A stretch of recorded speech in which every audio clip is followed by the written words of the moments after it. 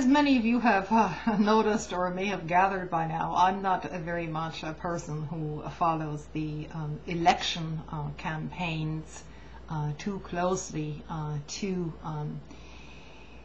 What I mean by that, not too closely, but I look into deeper issues than just campaign issues. And so I came across a little jewel of a paragraph that Arthur Silber wrote just a few days ago, and this was it was addressing a much larger issue, namely the issue of ambitions to power. So Arthur writes, when we use the term normal to designate those goals and motives that can generally be described as supportive of individual life and happiness, no one who wants to be President of the United States is remotely close to normal. When you consider the years of relentless, soul-destroying ambition that are required to approach the office of the President, together with the indefensible compromises, the endless lies, and the constant exercise of power over others in less extreme forms, anyone who deeply desires to be president verges on a constant state of insanity. So this was from Arthur Silber. And in conjunction with that, I want to talk a little bit about Obama, but it's not just about Obama. It is about larger issues. So there was an essay published by Mike Whitney, and I'm not even sure if this essay is copyrighted, and it's probably going to be a 2 or 3 part video this time, because I'm going to be quoting extensively from this essay, and if it is copyrighted, then I'm sorry. I will immediately remove my video in response to any complaints from Mike Whitney, who, I doubt if he watches this, but if any complaint from Mike Whitney arrives in my inbox that I shouldn't be using this material that he has written publicly, I will take it down. And I do believe, however, that Mike Whitney is not after making money when he writes his essays, and that he would like to get the larger message that he's talking about out there. So here he goes. This essay was entitled "Man Overboard. Obama Writes Off a Drowning Friend." Now, and I want to say from the outset here, this goes much further than just about Obama and Reverend Wright. So here is quoting Mike Whitney, and he quotes in turn Obama during one of his press conferences. "I have spent my whole life trying to bridge the gap between different human beings. That is who I am, and that's what this campaign is all about.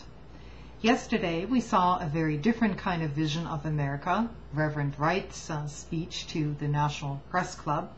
I am outraged by the comments that were made and saddened over the spectacle. The Reverend Wright I saw yesterday is not the person I knew 20 years ago. His comments were not only divisive and destructive, but they give comfort to those who prey on hate. They do not accurately portray my values and beliefs. If Reverend Wright thinks that this is political posturing, then he does not know me very well. And based on his comments yesterday, I may not know him as well as I thought either." So this was an excerpt from Obama's press conference. The media, of course, is elated that Obama has buckled under pressure and jettisoned his long-term friend. For them, the destruction of Wright is just another trophy for the mantelpiece, another well-executed media mugging, that required around-the-clock coverage with plenty of libelous commentary. Every verbal miscue that Wright made in the last decade has been thoroughly analyzed, picked apart by lacquered hair anchors, and coughed up endlessly on the 24-hour news stations. Barack has been backpedaling from day one, while Wright is wondering if he'll ever overcome his image of a fire-breathing black fanatic. Since this press conference, over 2,000 articles have appeared in headline news celebrating the prodigal's return to the fold. Barack is back. Hooray! Obama's capitulation may be the greatest media triumph since the shrewish Linda Tripp produced the blue dress with the incriminating splotch. It doesn't get any better than this.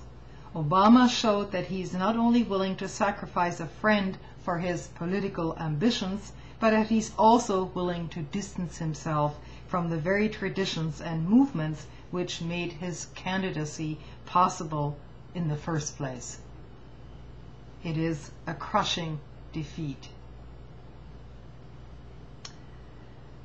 But with the Wright episode, and it is just the beginning of Obama's troubles, and the good Reverend is just one of the many weapons that will be used to bludgeon the well-meaning candidate, meaning Obama, into submission. By Inauguration Day, he'll have been stripped of his dignity, his aspirations, and his identity as a black man.